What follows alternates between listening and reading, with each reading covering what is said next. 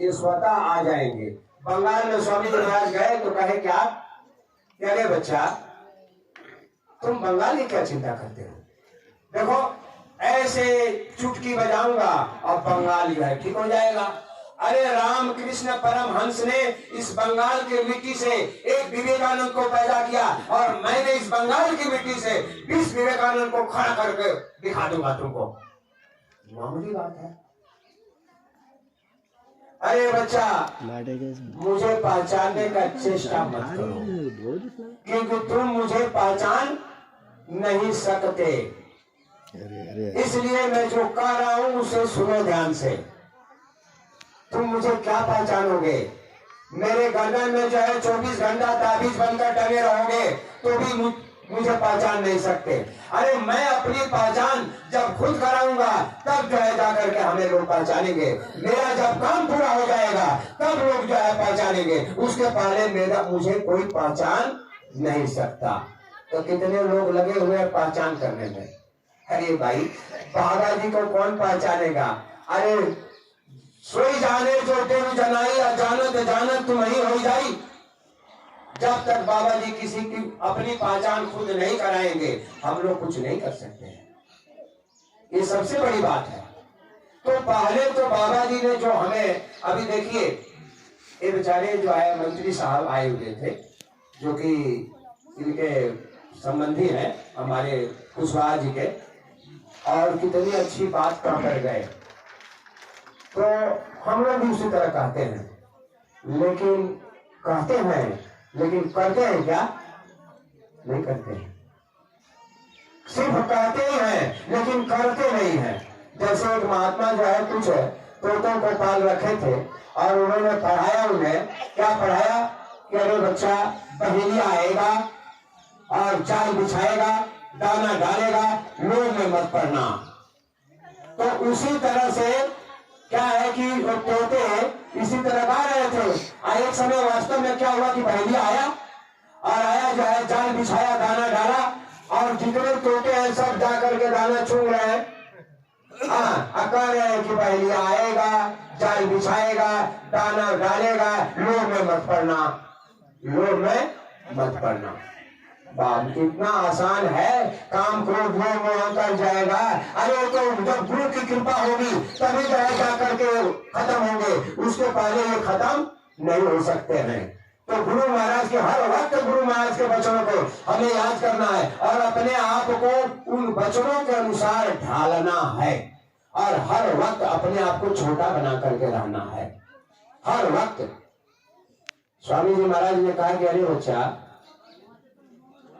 ये पूरब से सूरज उदय होता है और पश्चिम में डूबता है। ये थोड़े देर के लिए मान लो कि ये पूरब में ना उदय हो, पश्चिम में उदय हो और पूरब में डूबे, ये असंभव है। लेकिन थोड़े समय के लिए मान लो कि ये संभव होगा, हो जाएगा। लेकिन मेरा वचन इस मन से मैं जो भी कह दूंगा एक भी बात कटने वाली नहीं है। तो बता रहा था आपका रावण का वहां कि वहां विभीषण को जो है वो राज तिलक दे दिया गया, उसी तरह से हमें और आपको राज तिलक, लेकिन हमें राज तिलक को धारण नहीं करते हैं क्या, नहीं करते हैं। अब बताइए बाबा जी ने कहा कि अरे बच्चा इसको धारण किए रहोगे और जो भी देखेगा उसके मस्तक पर छाप पड़ जाएगा। जब गुरु महाराज जी को बनारस से कुछ प्रेमी कालीन बनाकर ले गए, उस पर लिखा हुआ था, भारत का नक्शा था, भारत माँ का तस्वीर और ऊपर में लिखा हुआ है जय गुरुदेव नाम प्रभु का, मालिक के लिए आराम करने के लिए। और ले जाकर मथुरा आश्रम पर जो है वहां के मथुरा वासियों को, वहां पर जो है अधिकारियों को दिए कि स्वामी जी महाराज के लिए तोहफा हम लोग लाए हैं। तुरंत जो है आश्रम के जो अधिकारी जाकर के मालिक को कहे कि सरकार ये बनारस के प्रेमी लाए हैं आपके लिए। बोले हाँ जी वास्तव में बहुत अच्छा है, मालिक का नाम लिखा हुआ है जय गुरुदेव नाम प्रभु का। अरे ऐसा करो बच्चा कि इसको ले जाकर विश्राम गृह में दीवार पर टांग दो। तो आश्रम वासियों ने क्या कहा, अरे सरकार आपको आराम करने के लिए ये जो है वो लोग लाए हैं। मैंने क्या कहा, मैं इस पर आराम करूंगा, इस पर प्रभु का नाम लिखा हुआ है। अरे इस पर प्रभु का नाम लिखा हुआ है और तुम बोलते हो कि इस पर मैं आराम करूंगा, तुम्हारी बुद्धि भ्रष्ट हो गई है, ले जाओ और उसको हटाओ। अब बताइए कि जय गुरुदेव नाम का हमारे गुरु महाराज जी कितना सम्मान कर रहे हैं, लेकिन हम लोग क्या सम्मान कर रहे हैं? कर रहे हैं? नहीं कर रहे हैं, नहीं कर रहे हैं। इसलिए स्वामी जी महाराज की एक एक वचन को मानने के लिए अपने आप को कुर्बान कर देना चाहिए। और वो समय अब आ गया, अब देर करने की कोई जरूरत नहीं है। यदि मन के कहने में हम चलेंगे तो हम गफलत में पड़ जाएंगे। इसलिए कहा गया है, क्या कहे हैं, गुरु का ध्यान कर प्यारे, बिना इसके नहीं छूटना। गुरु का ध्यान करने का मतलब क्या हुआ? गुरु के वचन का ख्याल रखिए। और जब गुरु का वचन हम लोग ख्याल रखेंगे तो गुरु महाराज सामने खड़े रहेंगे। अरे भाई, हम लोग जब प्रचार कर रहे थे और रात में जो है साइकिल चलाते हुए जा रहे थे, मालूम पड़ता था स्वामी जी महाराज जो है स्वयं साथ में चल रहे हैं और रास्ता बता रहे हैं और हम लोग जा रहे हैं। यहाँ हमारे कुछ प्रेमी बैठे हुए हैं जो कि उस वक्त साइकिल लेकर के जा रहे थे रात में समझिए कि 1 बजे 2 बजे अंधेरी रात में कुछ दिखाई चले जा रहे हैं। तो गुरु महाराज जी तो हर जगह है, कहाँ नहीं है, लेकिन मालिक कहते हैं कि घाट पर बैठोगे तो मैं मिलूंगा। अब घाट पर हमें बैठने आता नहीं है, कहाँ आता है? बातें, काम है, क्रोध है, लोभ है, मोह अहंकार है, दुनिया भर का जो है झमेला, पारिवारिक, सांसारिक और इधर उधर का, और उसी में हम फंसे रहते हैं। आज यदि मालिक के वचनों को याद करके और घाट पर बैठने की आदत डालें और इस सदरी को पहन लें, बस मालिक ने जो ही आदेश दिया कि सुबह शाम घाट पर बैठो, सुमिरन ध्यान भजन करो, मन लगे चाहे ना लगे। कितने जय माताएं बहने भाई सभी लोग कहते हैं भजन नहीं बनता है और सुमिरन भी नहीं होता है। तो जब तक सुमिरन नहीं होगा भजन नहीं होगा। और सुमिरन होगा कब? जब गुरु को हम ध्यान करेंगे, तब मैंने गुरु के वचन को मानकर चलेंगे, गुरु महाराज याद आएंगे। तो फिर क्या करते हैं कि गुरु का ध्यान कर प्यारे, बिना इसके नहीं छूटना। नाम के रंग में रंग जा, मिले तो ही धाम निज अपना। नाम के रंग में, कौन सा नाम? कौन सा नाम? कौन सा नाम भाई? जय गुरुदेव नाम, जय गुरुदेव नाम। ये बाबा जी ने कहा कि अरे बच्चा, इस जय गुरुदेव नाम से पूरे विश्व के मानव जाति का कल्याण होगा। ये जय गुरुदेव नाम से, ये मामूली बात नहीं है।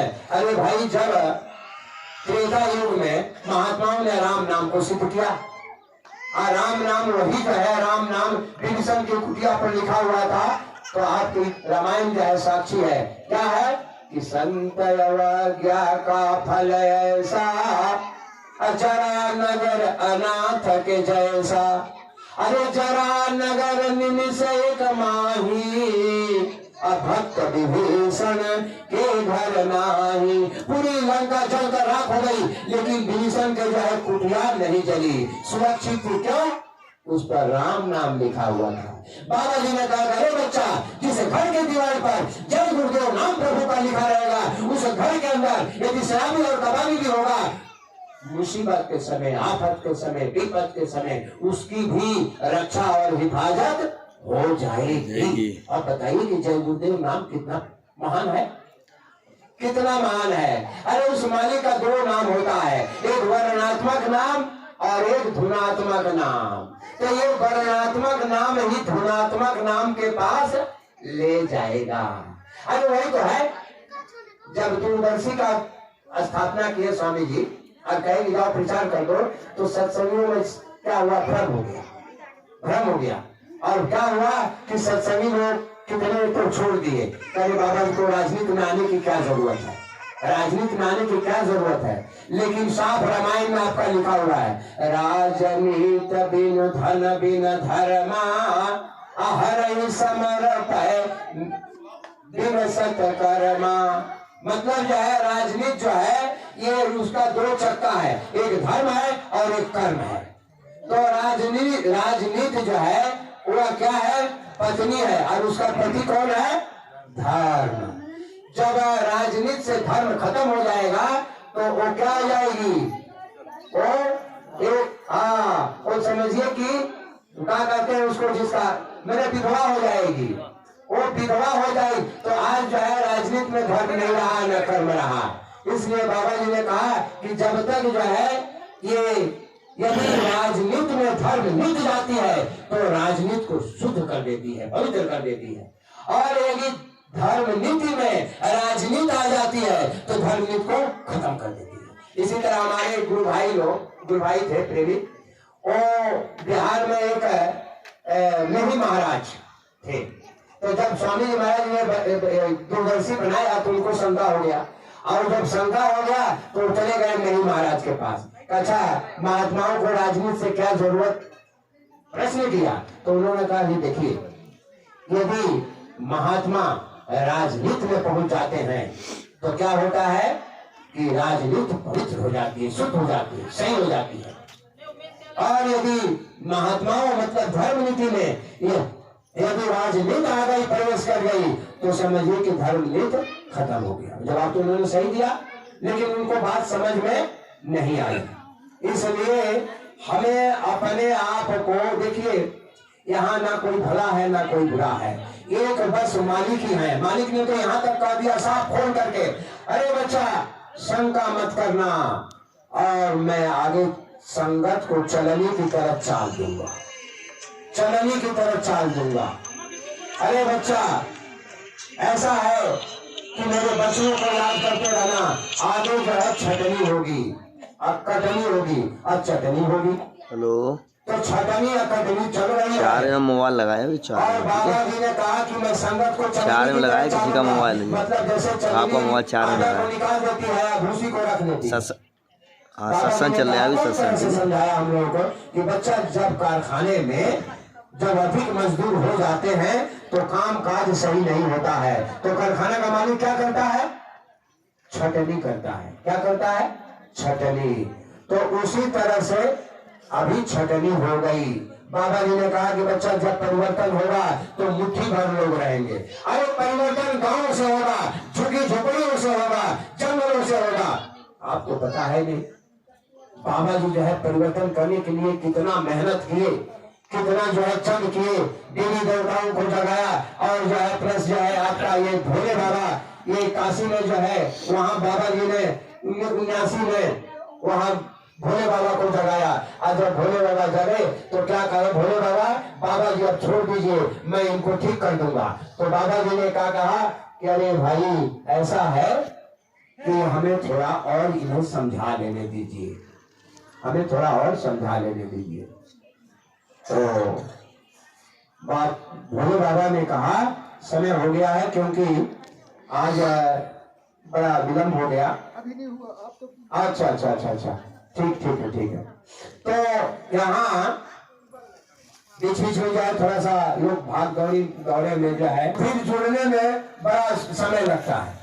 बोलिए प्रेम से जय गुरुदेव, जय गुरुदेव, जय गुरुदेव, जय गुरुदेव, जय गुरुदेव, जय गुरुदेव, जय गुरुदेव। नाम किसका? प्रभु का, प्रभु का पावन नाम। जय गुरुदेव। जय गुरुदेव। अब जो है नाम के रंग में रंग जा मिले तो ही धाम निजापना। तो जय गुरुदेव के नाम में रंग जाना है, मालिक को अनुसार जो भी वचन बोले हैं उसके अनुसार हमें काम करना है। जैसे सुबह शाम जो है सुमिरन ध्यान भजन, मालिक ने कहा अरे बच्चा तुम घाट पर बैठो, हाजिरी दो, भले तुम्हारा मन लगे चाहे ना लगे, लेकिन जब हाजिरी दोगे तो उसकी मजदूरी तुमको मिलेगी। जैसे सरकारी कर्मचारी जाते हैं अपने दफ्तर में और जाकर रजिस्टर में सही कर देते हैं, भले काम करे चाहे ना करे, लेकिन क्या होता है कि उनकी हाजिरी हो जाती है और उस दिन की मजदूरी उनको मिल जाती है। तो तुम बैठोगे घाट पर, हाजिरी हो जाएगी, तो क्या तुम्हें मजदूरी नहीं मिलेगी? इसीलिए बाबा जी ने कहा कि इस गंभीर वातावरण में यदि तुम 4 आना मेहनत करोगे तो तुम्हें 16 आना फायदा होगा। अरे माताओं बहनों भाइयों, अरे मन लगे चाहे ना लगे, अरे बैठ करके सुबह में उठ करके पहला ये काम करना है।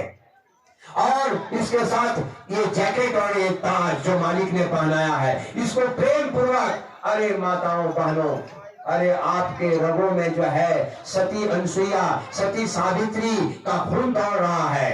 अरे इन्हीं माताओं ने वीरों को जन्म दिया, हाँ, और महात्माओं को जन्म दिया और तारी शक्तियों को जन्म दिया। आप तो बहुत महान हैं। अरे आप जो है बाबा जी की बातों को जो है मान करके और उस रास्ते पर चल दे तो फिर बहुत बड़ा काम हो। स्वामी जी महाराज ने कहा कि जब देवियां ये धोती उठाकर अब सत्संग में जाने लगे तो समझो कि परिवर्तन बहुत करीब है।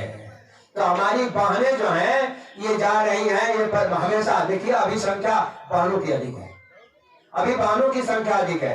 जब वहां जो है भोले बाबा की समाधि जो है, पहले आदेश दिए पुरुषों को कि जाओ तुम गमछा भिजा कर और रुमाल भिजा करके ले आओ और लाकर जो है भोले बाबा के समाधि में छिड़को।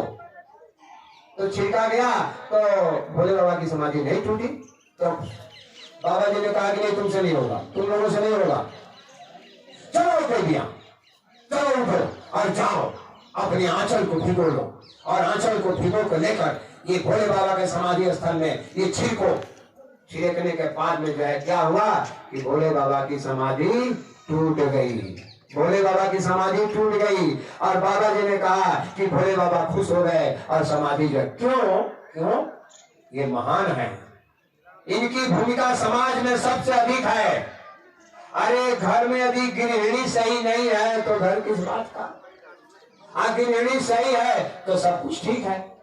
हमारी माताएं बहनें जब सुबह सुबह उठती है तो हाथ में क्या लेती है मालूम है, क्या लेती है, झाड़ू लेती है।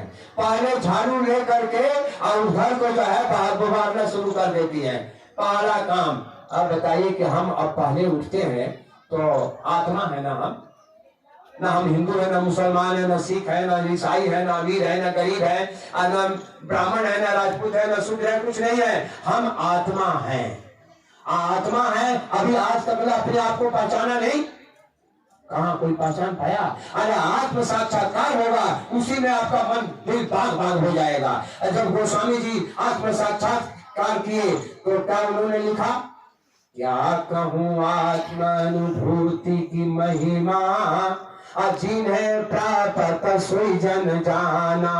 जिसको प्राप्त हो गया, अरे वो आत्मा का इतना प्रकाश, बाबा जी ने कहा कि अरे बच्चा ये आत्मा का प्रकाश 12 सूरज के समान होता है, तो मालिक का कितना होगा। कभी सोचा हमने, मालिक का ही तो कतरा है आत्मा। जब आत्मा का प्रकाश 12 सूरज के समान है तो मालिक का कितना होगा। लेकिन हम अपने प्रकाश को कभी भी नहीं देखा, अपने आप को देखे ही नहीं। वो तो क्या हुआ कि घर को देखते हैं, जब एक घर थोड़ा सा दुबला पतला होता है तो शीशा के सामने चले जाते हैं और शीशा के सामने जाकर देखते हैं, अरे मैं तो बहुत दुबला हो गया, बहुत कमजोर हो गया हूँ, अरे चलो किसी वैद्य के पास, किसी डॉक्टर के पास और उससे दवा वगैरह लेकर, टॉनिक वगैरह लेकर अपने आप को जो है स्वस्थ करने। अरे ओ एक घर को करने से क्या फायदा।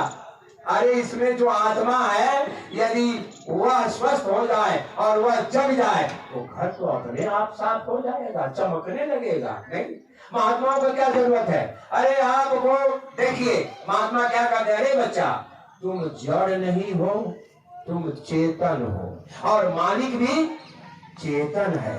तो चेतन रूपी परमात्मा की पूजा, चेतन रूपी प्रभु की पूजा चेतन रूपी आत्मा से है। इसमें नहाने धोने की कोई जरूरत नहीं है। माताओं को और बहनों को बाबा जी ने कहा, अरे अशुद्ध अवस्था है तो क्या है, तुम उसी में बैठकर तुम्हें शरीर से छोड़ो जो है पूजा करना है। अरे तुम्हें तो आत्मा से पूजा करना है, तुम्हारी आत्मा तो हमेशा ही पवित्र है, आत्मा से पूजा करना है। इसलिए लोग कहते हैं संसार, अरे कैसे पूजा करता है भाई, इन लोगों का पूजा करने का कोई न नहाना है न धोना, कुछ नहीं करना। स्वामी जी महाराज जो है कहे कि देखो कबीर दास थे, तो कबीर दास के जो है आपके गुरु थे रामानंद। तो उस वक्त जो है काशी में बड़ा शोक था और चारों तरफ की भाई रामानंद है, काशी की नगरी के जो है सब जो है मतलब जनता जनार्दन बड़ा ही ज्ञानी है, बहुत ही पवित्र है। तो दक्षिण भारत के जो विद्वान थे उन लोगों में जो है जिज्ञासा हुई कि चला जाए रामानंद से शास्त्रार्थ किया जाए। और वो बात कबीर साहब को मालूम हो गई और जब कबीर साहब को मालूम हो गई तो कहेंगे अरे तो हमारे गुरु महाराज बड़े सीधे साधे हैं और वो सब आएंगे शास्त्रार्थ करेंगे, ये सब तुम करेंगे। तो कबीर साहब ने क्या किया, जिस रास्ते से वो विद्वान आ रहे थे, हाथी घोड़ा ऊंट पर जो है पूरा पोथी पतरा जो है धर्म ग्रंथ वगैरह लाद करा रहे थे, और जो है उसी रास्ते में जो है कबीरदास चले गए और जाकर जो है खेत में, रास्ते के बगल में खेत में बैठ गए निपटने के लिए, लोटा लिए हुए, और वहीं बैठ करके जो है मालिक का नाम ले रहे हैं, राम राम राम राम राम राम। तब तक उनका सहाय है, काशी नगरी इतनी पवित्र, इतना हम लोगों ने सुना, और ये जो है ये निपट रहा है, ये लैट्रिन कर रहा है, इसी में भगवान का नाम ले रहा है। रुक जा, अब यहीं पर जो है इसको पकड़ा जाएगा। वो बेचारे अपना निपट उपट कर जो है आराम राम कहते हुए आए, खड़े जाओ। बोले क्या हुआ? बोले कि ऐसा है कि तुम वहां क्या कर रहा था? बोले कुछ नहीं कर रहा था। बोले कुछ क्यों नहीं कर रहा था? झूठ बोलता है। बोले हाँ लैट्रिन कर रहा था। अरे लैट्रिन कर रहा था कि कुछ और कर रहा था? बोले और क्या कर रहा था? बोले भगवान का नाम नहीं ले रहा था। बोले हाँ भगवान का नाम तो ले रहा था। बोले भगवान का नाम टैटी करते वक्त लिया जाता है? कैसे लिया जाता है? भगवान का नाम नहा धोकर स्वच्छ वस्त्र वगैरह पहन करके अतः भगवान का नाम लिया जाता है। तो कबीरदास ने कहा अच्छा आप लोग इतने आदमी हैं, इसमें आप बता सकते हैं कि आप लोगों की मृत्यु कब होगी? तो कहे कि अब एक दूसरे की मुंह देखना शुरू कर दिए। कहे कि भाई बच्चा ये बात तो हम लोग नहीं बता सकते हैं कि हम लोगों की मृत्यु कब होगी। बोले आप लोग नहीं बता सकते हैं? बोले नहीं। बोले ऐसा है कि मेरी मृत्यु कब होगी आप यही बता दीजिए। तो कहेगा अरे बच्चा जब हम अपने मृत्यु को नहीं बता सकते हैं तो तुम्हारी मृत्यु कैसे बताएंगे? बोले तब आप लोग शास्त्रों में लिखा हुआ है, आप लोग भी मालूम है आपको, कि जब मरते वक्त और भगवान का नाम याद नहीं आया तो सीधे नरक में जाना पड़ेगा। बोले हाँ बच्चा ये तो लिखा हुआ है। आप बताइए कि कहीं लैट्रिन करते करते और हमारी मौत आ गई और मैंने भगवान का नाम नहीं लिया तो हमें तो नरक में जाना पड़ेगा। बोले हाँ बच्चा ये भी बात सही है, तो इसीलिए तो मैं ले रहा था। तब कह रही बाप रे बाप, एक छोटा बालक को इतना ज्ञान है, चलो भाई चलो लौट चलो, यहाँ जाने की जरूरत नहीं है। तो स्वामी महाराज क्या कहते हैं, अरे बच्चा तुमको सुबह शाम समय नहीं मिलता है, सुबह में जाते हो लैट्रिन करने के लिए, अरे लैट्रिन में बैठ कर ही भजन कर लो। बताइए लैट्रिन में बैठ कर, क्योंकि उस वक्त आदमी निश्चित रहता है, कोई बात इधर उधर की नहीं आती है, आराम से लैट्रिन कीजिए और मालिक को भी याद कीजिए। स्वामी महाराज कहते हैं कि अरे हमारे गुरु भाई थे, और गुरु भाई थे तो उनकी आदत क्या थी कि वो जब जाते थे खेत में लैट्रिन वोटिंग करने तो वही लैट्रिन करते भजन करते थे, और भजन करते करते वही उलट जाते थे, एकदम भजन कर रहे हैं, और उनको जो है चारों तरफ मेला लग जाता था। तो बहन जो थी कहती थी कि अरे भैया आपका जो है भैया गए हैं, वो कितना देर हो गया, 3 घंटा हो गया लैट्रिन। स्वामी जी कहा गए, अरे हमको मालूम है वो भजन करते होंगे। तो जा करके देखे तो उसी तरह पड़े हुए हैं और जो है पूरा मेला जो है लगा हुआ। फिर उनको जो है लाया गया, एक करके ला करके स्नान करवा, मैंने उम्र हो जाने पर भी। तो भजन एक ऐसा चीज है। अब बाबा जी क्या कहते हैं, हम लोग जब जाते थे आश्रम पर, कई सरकार ये रोग है, ये बीमारी है, ऐसा है, तो बाबा जी ने कहा ये बच्चा सब रोगों की एक दवाई क्या है, भजन करो। तो भजन सुमिरन होता ही नहीं है तो भजन कहां से होगा? लेकिन हमें बैठना है, भजन हो चाहे ना हो, सुमिरन हो चाहे ना हो। अरे जब तुम्हारा वहाँ हिसाब किताब होगा और उस धर्मराज के दरबार में, तो जो है वहाँ हिसाब किताब होने लगेगा, मैं भी पहुंचूंगा। तो क्या है, जब वो कहेगा कि आपका जो शिष्य तो भजन किया नहीं, सुमिरन नहीं किया, ध्यान नहीं किया, इसका मन तो लगा ही नहीं, बैठा तो था ठीक लेकिन इसका तो मन नहीं लगा। तो बाबा जी ने कहा कि अरे बच्चे सुनो, आत्मा मेरी है और मन तुम्हारा है, तुम अपने मन को संभालो और मैं अपनी आत्मा को लेकर चला। मामूली बात है, सोचने और समझने की बात है। स्वामी जी महाराज ने कहा इसी तरह पत्रिका में आया हुआ था कि इसी तरह चलते चलाते जब काल भगवान आए, सामने बात होने लगी, तो मैंने कहा कि अरे काल भगवान आपके ही नगरी में यदि आप अभी चले जाएं तो आपको जो है लोग दौड़ा लेंगे मारने के लिए।